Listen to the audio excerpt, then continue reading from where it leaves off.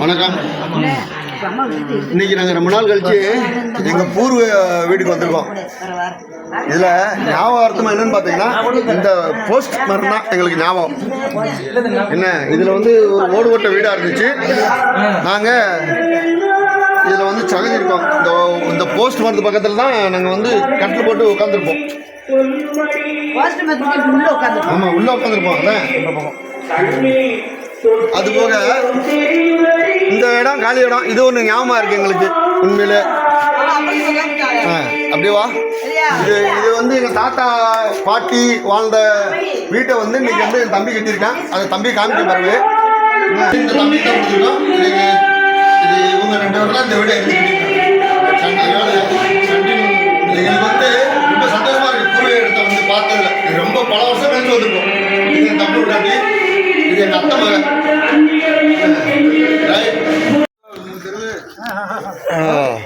இப்போ இந்த எங்கள் அப்பா வந்திருக்காரு. இது என் தம்பி மூத்தவன். இதா என் சின்னம்மா, என் தம்பியோடைய அம்மா எல்லாரும். அது என் தங்கச்சி. இந்த மொக்கையாக இருக்காள அவதான், துண்டாக இருக்காள அவதான் என் தங்கச்சி. வாங்க எல்லாரும் வாங்க. போங்க போய் போங்க. ரொம்ப வருஷம் கழிச்சு எங்கள் பூர்வ வீட்டுக்கு இப்போ வந்திருக்கோம் எல்லாரும்.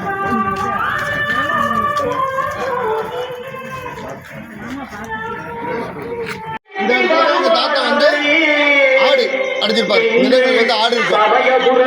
இதெல்லாம் வந்து ஆடு கிட்டத்தட்ட எங்கள் தாத்தா பேர் வந்து அளவு போனார். சீனிமால் பவனன் தான் அது போட்டிருக்கு. வாங்க, அது போக எங்கள் கொல்லை கட்டிருக்கு. வாங்க அப்படிவா.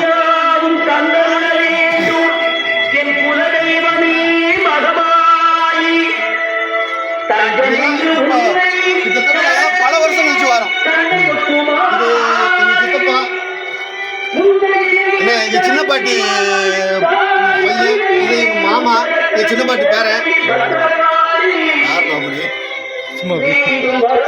இதுதான் எங்க கொல்லப்புறம்னு சொல்லுவோம். இதுல தான் வந்து நாங்கள் இருந்தோம். இங்கே தான் பொங்கலுக்கெல்லாம் நாங்கள் கிடா வெட்டி ரொம்ப சாப்பிடுவோம். குடும்பத்தோடு சந்தோஷமா இருந்தோம். இப்போ பல வருஷம் கழிச்சு இந்த இடத்துக்கு வந்திருக்கோம். அப்படிவா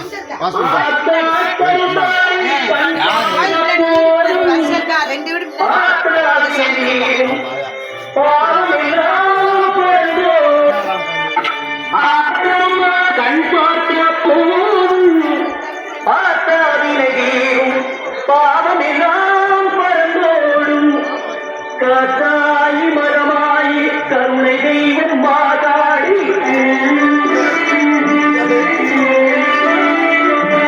காத்தாயி மரமாயி கருணை தெய்வம் மாதாடி. தாத்தா பேரு அளவு போனா சீனியம்மா. என்ன அவங்க வீடை வந்து பூர்வ இதான் எங்கள் பூர்வ வீடாக இருந்துச்சு. தம்பி